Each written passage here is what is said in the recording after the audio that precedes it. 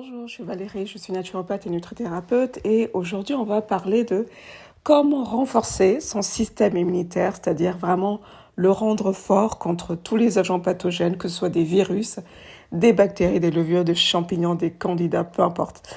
Alors en fait, c'est vrai qu'on ne devrait pas avoir peur de tomber malade quand un système immunitaire fonctionne bien. Bon, on a quelques jours de désagréments entre guillemets et ça passe. En fait, le problème il survient quand le système immunitaire il est bas et là c'est vrai que c'est plus problématique parce que du coup le système immunitaire il sait pas trop gérer l'infection, l'agent pathogène. Il va faire que du coup il va avoir une infection qui dure plus longtemps que prévu. Et on peut avoir des effets secondaires, soit de l'infection ou soit tout bonnement du système qui s'emballe. C'est un peu le cas des maladies auto-immunes, puisqu'en fait, le système immunitaire en fait, s'attaque contre ses propres cellules, et là, on développe la maladie auto-immune. Donc voilà, donc comment en fait faire qu'un système immunitaire soit fort, sachant qu'on a deux types de système immunitaire. On a celui de naissance, qui est appelé le système immunitaire inné, que l'on obtient de sa mère, de ses parents. Et on a le système immunitaire acquis, que là, on a vraiment... On n'a pas le choix de se dire, voilà, là, c'est de notre fait, puisqu'en fait, ce système immunitaire, là, on le développe tout au long de la vie et on a vraiment le moyen d'agir dessus par justement une bonne hygiène de vie, par une bonne alimentation. On peut développer un système immunitaire fort. Donc, c'est vraiment l'objet de cette vidéo. Donc, on va rappeler brièvement quels sont les types de maladies qui augmentent la susceptibilité d'avoir des problèmes de santé plus graves. Donc, il y en a plusieurs. Donc, je vais juste énumérer les principales. Donc, ça va être toucher tout ce qui touche l'hypertension artérielle, les maladies cardiaques, le diabète. Pourquoi? Parce que le diabète induit une résistance à l'insuline. Les problèmes d'obésité, on le sait, l'obésité crée beaucoup de problèmes secondaires de santé. Et après, on a toutes les pathologies de déficience immunitaire, type VIH par exemple. Le cancer est une maladie, on ne le sait pas, mais c'est une maladie auto-immune aggravée, donc c'est cancer. Les maladies auto-immunes, bien entendu, fragilisent ce système immunitaire. Et après, on a toutes les maladies inflammatoires, voilà, par exemple, la polyarthrite rhumatoïde. Donc tout ça, c'est des problématiques, l'arthrose, tout ça, c'est des problématiques inflammatoires. Et après, on a aussi toutes les maladies qui touchent les organes, ce que j'appelle les organes d'élimination, comme les maladies de foie, les problèmes rénaux. Ça aussi, ça peut conduire à des problèmes de santé plus graves. Donc en fait, il y a quand même, on le sait, dans notre système occidental, où vraiment on ne manque de rien sur le plan alimentaire, on sait qu'il y a quand même beaucoup d'émergence de certaines maladies qui sont liées à la consommation de sucre, trop de glucides. Donc c'est pour ça qu'il faut vraiment être attentif sur la consommation de sucre, parce que ça a vraiment un fort effet négatif sur le système immunitaire et notamment sur le microbiome. Qu'est-ce que c'est le microbiome? En fait, le microbiome, c'est un ensemble de plus de 100 000 bactéries d'intestin. Ça pèse quand même 2 kilos. Dans votre corps, c'est une majorité de bactéries qui peuplent votre intestin, dont une majorité qui devrait être des bactéries, ce qu'on appelle des bactéries dites amicales, des bactéries amies, entre guillemets. Et le type de bactéries qui colonisent notre microbiote, influe vraiment sur le système immunitaire. C'est pour ça qu'on va vraiment être attentif à la qualité du microbiote, d'autant que plusieurs prétendent que le microbiote constitue 60 à 80% du système immunitaire. Bien que ce soit pour moi difficile de savoir, on le sait quand même au niveau scientifique, on le sait quand même que tout ce qui est déséquilibre du microbiote, ce qu'on appelle la dysbiose intestinale, notamment si on prend beaucoup des antibiotiques ou des antibiotiques à long cours, ça va vraiment affecter le microbiote. Quand on va être en dysbiose, on va être plus susceptible d'avoir toutes sortes d'infections secondaires ou suite justement à la baisse du système immunitaire. Alors donc, le microbiote est vraiment vital. Donc, comme je le dis, dans le maintien d'un système immunitaire fort, pour justement produire des bactéries amies qui vont travailler dans notre intérêt, pour notre santé. Et ça va vraiment aussi retenir loin à l'écart tout ce qui est maladies auto-immunes, tout ce qui est problèmes intestinaux, et donc tous ces problèmes digestifs aussi en conséquence. Donc, qu'est-ce qu'en fait qui se passe quand on a par exemple une maladie auto-immune, c'est-à-dire qu'en fait on a ce que je disais, les propres cellules qui, notamment les globules blancs, qui devraient travailler pour nous en synthèse justement avec ces bactéries amies dont je viens de parler. Donc ces deux devraient être en symbiose pour justement lutter contre les agents pathogènes et vraiment nous protéger. Mais justement, voilà, quand toute cette symbiose-là est affaiblie, c'est là justement où viennent les problèmes. Alors donc justement, on va parler de 3 principaux nutriments. Donc je vais revenir plus en détail là-dessus, qui vont permettre de maintenir un système immunitaire fort. Donc on va parler de zinc déjà, parce que le zinc il joue un rôle très important dans des centaines d'enzymes différentes de réactions enzymatiques.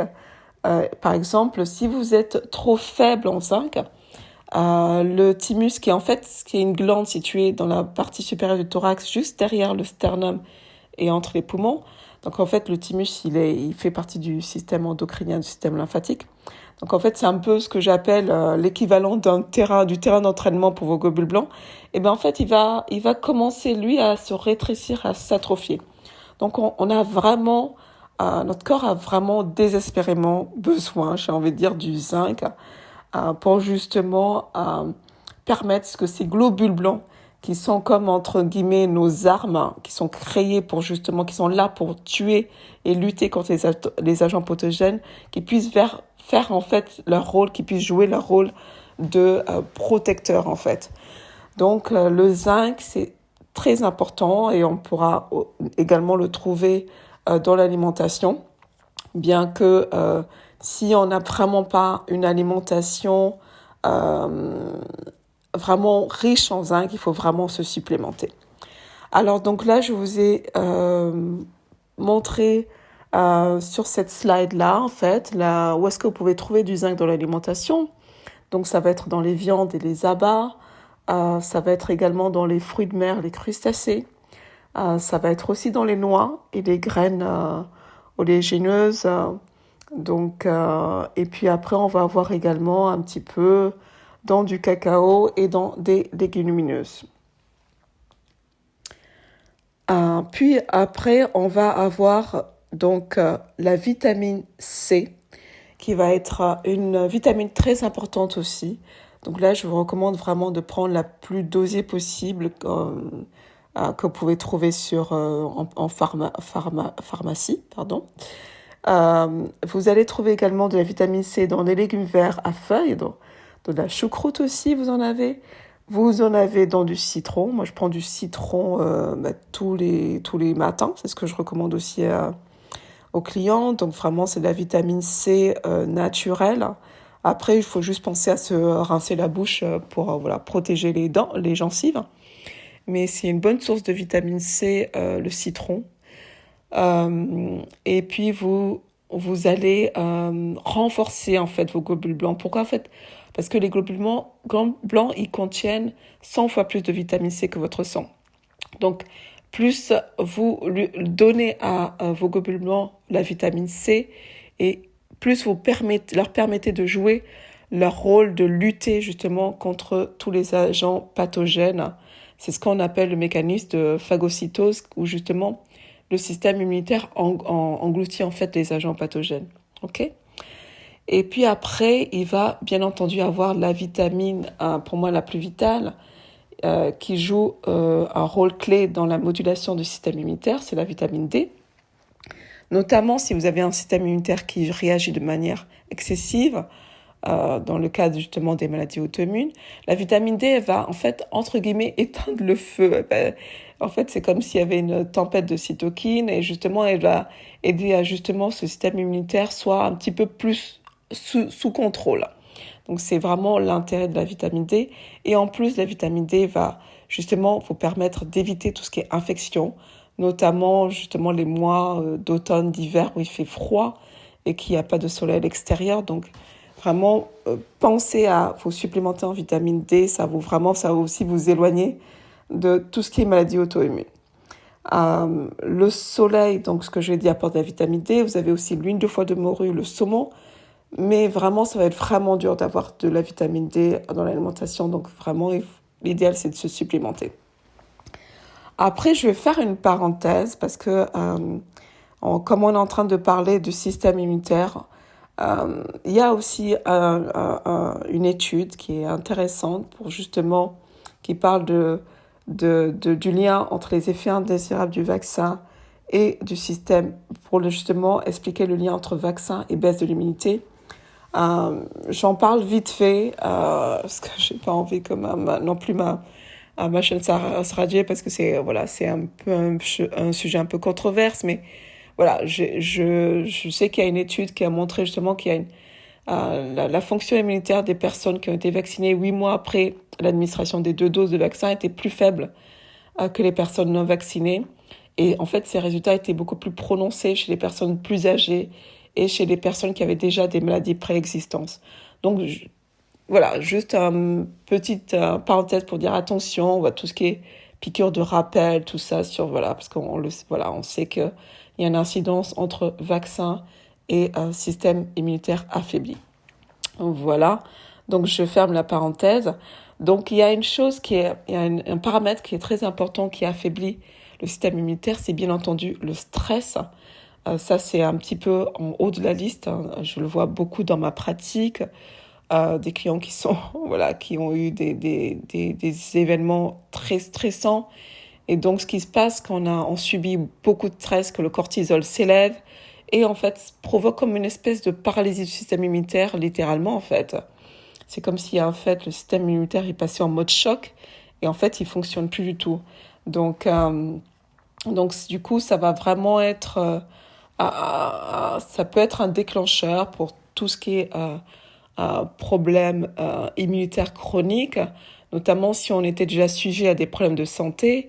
Et là, le fait d'avoir une perte conséquente, je sais pas, peut-être une perte d'emploi, une perte d'un être cher, une perte d'argent, une peur de la faillite, ou vraiment quelque chose de très stressant va, entre guillemets, activer la maladie. Voilà.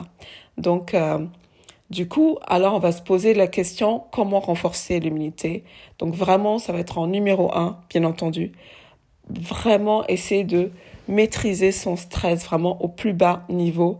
Donc premièrement, il y a plusieurs méthodes, vous choisissez celle qui vous convient le mieux.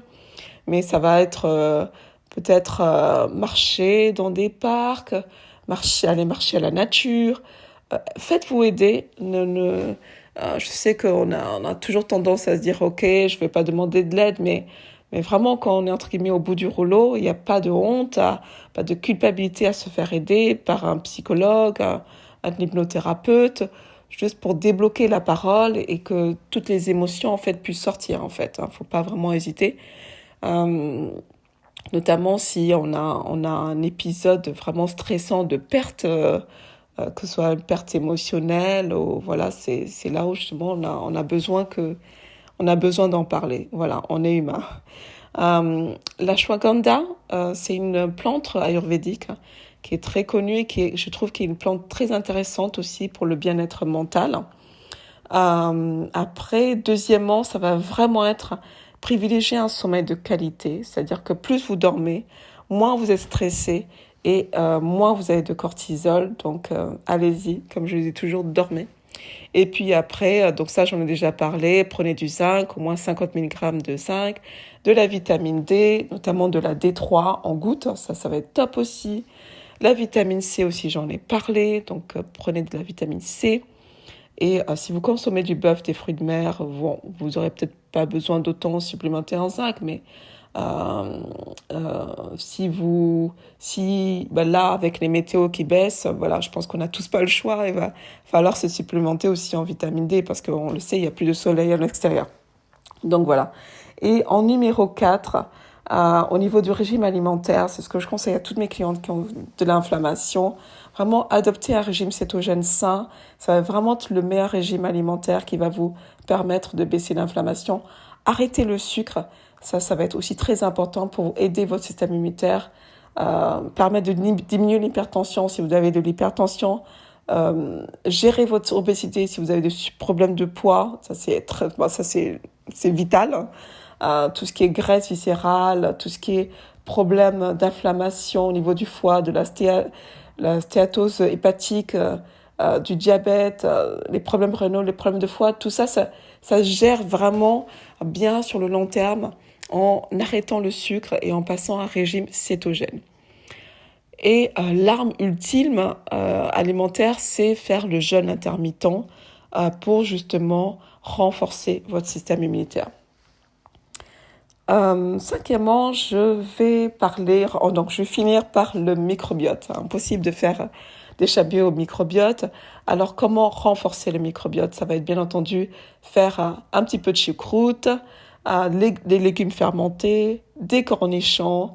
Donc ça renforce le microbiote, tout ce qui est kéfir, ça aide aussi. Et puis, si vous n'avez pas le temps de faire tout ce qui est choucroute, légumes fermentés, parce que je sais que ça prend du temps, faites au plus simple, prenez des probiotiques. Ça permet de renforcer, entre guillemets, les bonnes bactéries dont je vous ai parlé précédemment dans votre microbiote et de renforcer votre système immunitaire. Donc voilà, n'oubliez pas de liker la vidéo parce que justement avec tout ce protocole-là, vous êtes vraiment sur la voie pour avoir un système immunitaire fort, pour vaincre toutes saisons et toute l'année. N'oubliez pas de liker la vidéo, de partager les bonnes infos pour le plus grand nombre. Et bien entendu de vous abonner si ce n'est pas encore fait. Je parlerai à la prochaine vidéo donc des problèmes un petit peu de thyroïde parce que je sais qu'il y en a beaucoup qui sont sujettes à des problèmes de thyroïde. Donc ce sera l'objet de ma prochaine vidéo. Prenez bien soin de vous et je vous dis à très bientôt.